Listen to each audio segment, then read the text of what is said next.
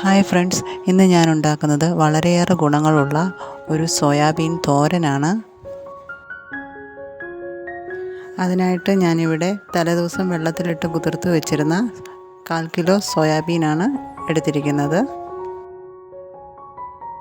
ഇതൊരു കുക്കറിലേക്ക് ഇട്ട് കൊടുക്കാം. ഇനി ഇതിലേക്ക് പാകത്തിന് ഉപ്പും 1/4 ടീസ്പൂൺ മഞ്ഞൾപ്പൊടിയും വേകാൻ ആവശ്യമായ വെള്ളവും ഒഴിച്ച് വേവിച്ചെടുക്കാം.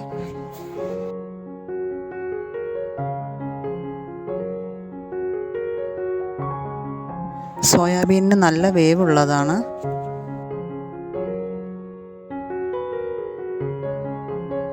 നാല് വിസിൽ വന്നു കഴിയുമ്പോൾ ഓഫ് ചെയ്യാം. ഇനി നമുക്ക് ഇതിനാവശ്യമായ അരപ്പ് തയ്യാറാക്കിയെടുക്കാം. ഒരു മിക്സിയുടെ ജാറിലേക്ക് 1/4 കപ്പ് തേങ്ങ ചിരകിയത്, 4-5 വെളുത്തുള്ളി, ഒരു ചെറിയ സവാള അരിഞ്ഞത്, ചെറിയ ഉള്ളി ഉണ്ടെങ്കിൽ വളരെ നല്ലതാണ്, 4 പച്ചമുളക്, 1/4 ടീസ്പൂൺ മഞ്ഞൾപ്പൊടി. ഇത്രയും ഇട്ട് വെള്ളം കൂട്ടാതെ ചെറുതായിട്ട് അരച്ചെടുക്കാം. ഇനി ഒരു ചട്ടി അടുപ്പിൽ വെച്ച് ചൂടായി കഴിയുമ്പോൾ അതിലേക്ക് 3 ടീസ്പൂൺ വെളിച്ചെണ്ണ ഒഴിക്കുക.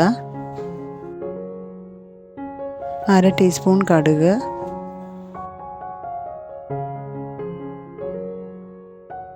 കടുകെല്ലാം പൊട്ടിക്കഴിയുമ്പോൾ ഇതിലേക്ക് 2-3 വറ്റൽമുളക് പൊട്ടിച്ചിട്ട് കൊടുക്കാം.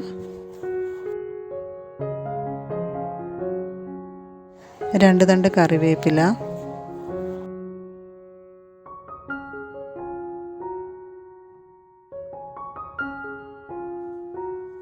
ഇത് നന്നായി മൂത്ത് കഴിയുമ്പോൾ ഇതിലേക്ക് അരച്ച് വെച്ചിരിക്കുന്ന അരപ്പ് ചേർത്ത് കൊടുക്കാം.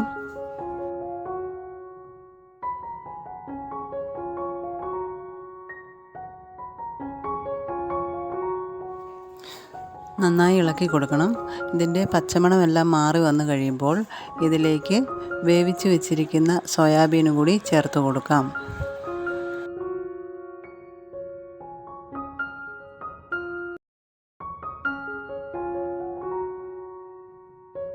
സോയാബീൻ ചേർത്തതിന് ശേഷം നന്നായി ഇളക്കി യോജിപ്പിക്കണം.